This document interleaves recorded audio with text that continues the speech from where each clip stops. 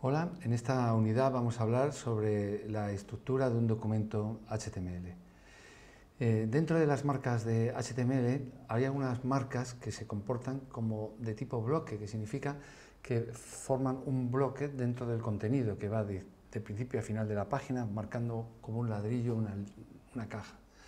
Ese tipo de marcas, como son los titulares y encabezados, que es el párrafo, que son el texto preformateado y algunas etiquetas típicas del HTML5, como el artículo o la sección. Hay otras etiquetas que funcionan como elementos de línea, que significa que solo afectan al contenido y el siguiente contenido se pega directamente a ella. Esto, lógicamente, las etiquetas más importantes de este tipo son la negrita y el énfasis o el enlace, que puede estar dentro de un texto sin que tenga necesidad de marcarse como un bloque. El div es un elemento creado en HTML para confeccionar cajas que no tienen un significado semántico. Son solo elementos construidos para la estructura del HTML, no pensados dentro del contenido. El div, por tanto, no tiene significado semántico y se emplea como CSS para conformar estos bloques que permiten tener un resultado visual diferente.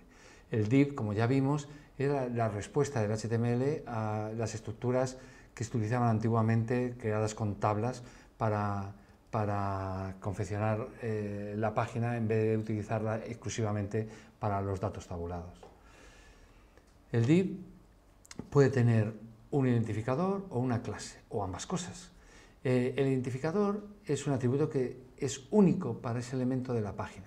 Por tanto, cuando por medio de la programación leemos lo que hay ahí, vemos que solo hay uno, si no sería muy difícil poder diferenciar cuál es el ID correcto.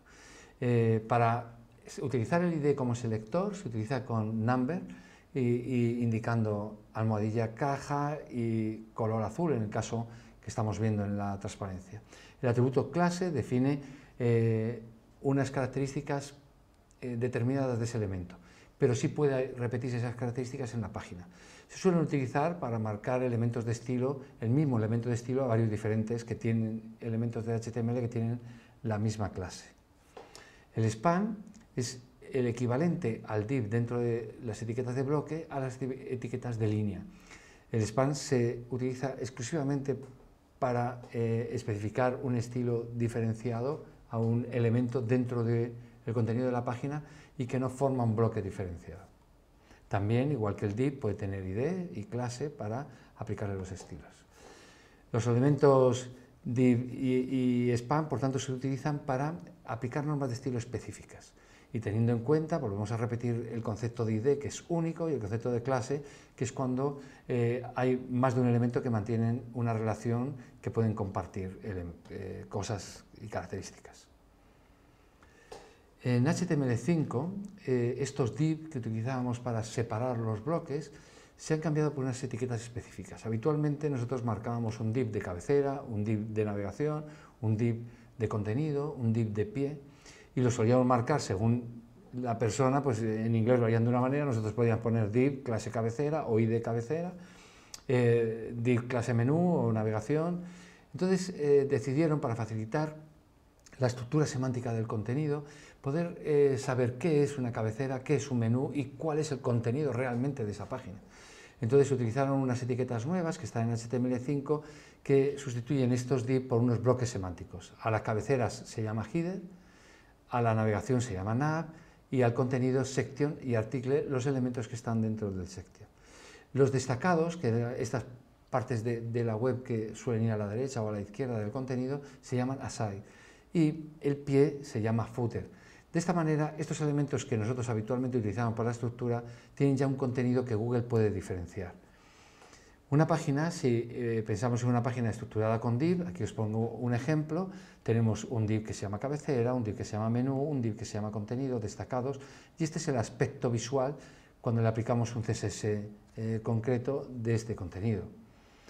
En HTML5 el formato es igual, pero indicamos, visualmente se ve igual, pero las etiquetas en vez de ser un div es un header, es un nav, es un article o un pie.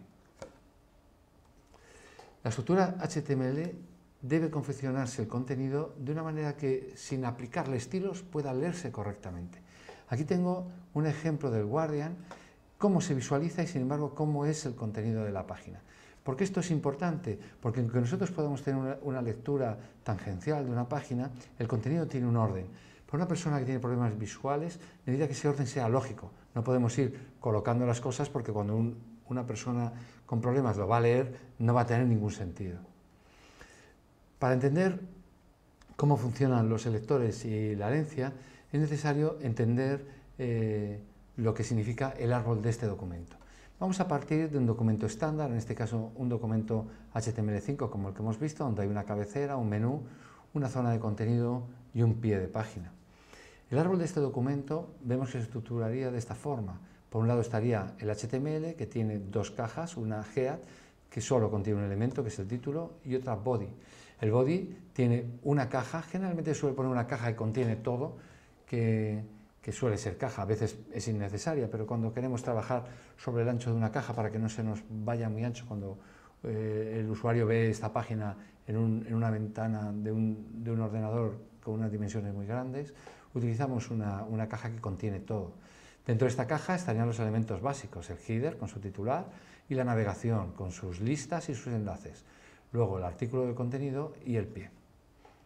Entonces, en este árbol distinguimos lo que es el ancestor, que es el elemento que está más arriba en la estructura del documento.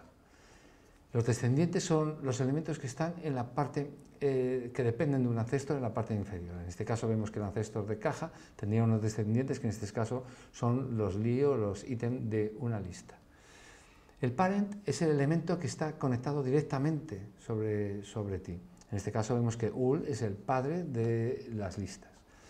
El hijo es el elemento similar al padre que está contenido directamente. En este caso vemos que la caja es hijo del cuerpo. Y los siblings son los elementos que comparten un mismo padre. En este caso vemos que todos los elementos li de la lista comparten un mismo padre, que es el ul. Por tanto, si definimos un estilo que al body afecta a partir de ahí a todos los elementos que descuelgan en este árbol de documento, que heredan esta propiedad. Imaginemos en este caso que yo pongo en el body que el color de la tipografía es rojo y vemos que afecta tanto a los cabeceras como a las listas, como al pie, como al contenido. Muchas gracias.